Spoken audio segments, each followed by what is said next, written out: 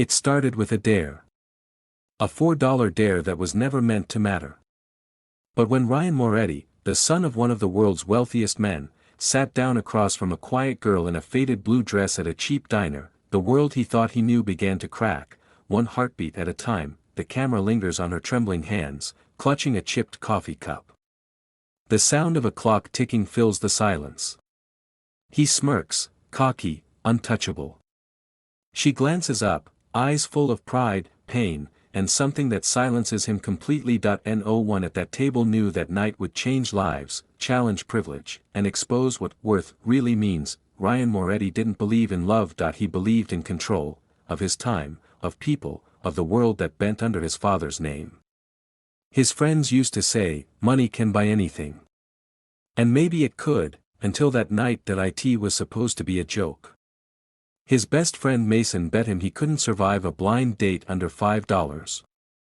No designer restaurants, no chauffeur, no private chef, just a random girl chosen through a local charity dating app. Ryan, bored of expensive parties and fake laughter, agreed with a lazy smirk. When he walked into that dimly lit diner, the smell of burnt toast and old coffee made him wrinkle his nose. But then he saw her. She sat by the window, hair tied in a loose braid, wearing a plain white blouse that had been washed one too many times. There was nothing glamorous about her, except her eyes. They held a quiet kind of strength, like she'd already fought 100 silent battles and survived every one. Ryan, she asked softly. He nodded, sitting down opposite her. So, you're my $4 destiny? She laughed, a small sound that caught him off guard. More like your $4 disaster. Her name was Lila Reyes. She worked part-time cleaning houses to help her mother, a maid in Ryan's family estate, though he didn't realize that yet. She studied literature at night, dreamed of becoming a teacher, and lived in a world that never noticed her. The first few minutes were awkward. He teased her about her plain clothes, she teased him back about his perfect hair. But slowly, something shifted. Her honesty disarmed him. Her stories about struggling to afford books, yet still finding beauty in life, made him feel something he couldn't name. And when she smiled, truly smiled, Ryan forgot where he was. He walked her home that night through the quiet streets, their shadows stretching under flickering streetlights. When they reached a small, worn-down apartment building, she hesitated. Thank you, she whispered. For not making me feel small. He wanted to say something, but his phone buzzed, a call from his father. The spell broke.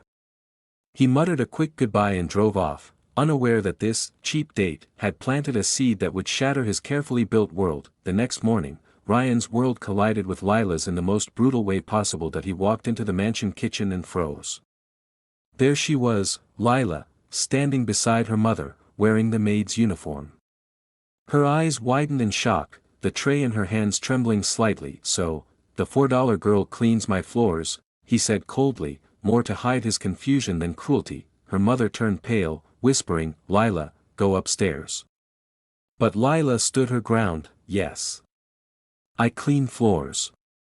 I also study at night. You mock that? Her voice didn't break, but something inside Ryan did.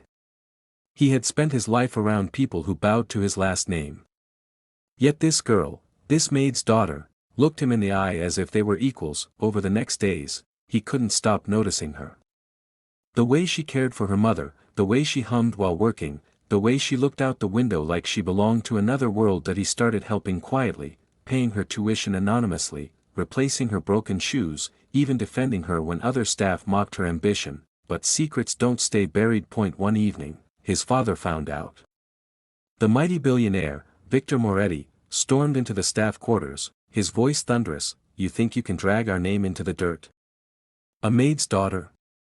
Ryan stood between them, his voice steady for the first time. She's worth more than half the people you dine with, father.